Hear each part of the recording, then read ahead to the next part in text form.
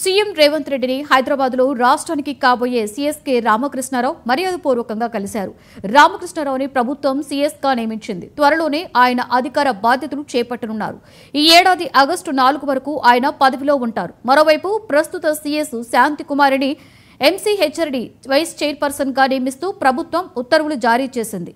ఈ నెల 30న ఆమె పదవి విరమణ చేయనున్నారు.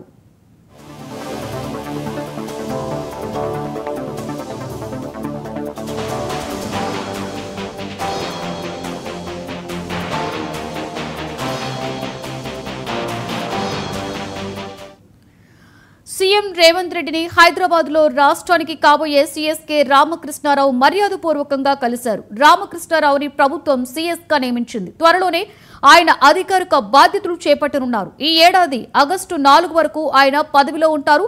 మరోవైపు ప్రస్తుత సీఎస్ శాంతికుమారిని ఎంసీహెచ్ఆర్డీ వైస్ చైర్పర్సన్ గా నియమిస్తూ ప్రభుత్వం ఉత్తర్వులు జారీ చేసింది. ఈ నెల 30న ఆమె పదవి విరమణ చేయబోతున్నారు.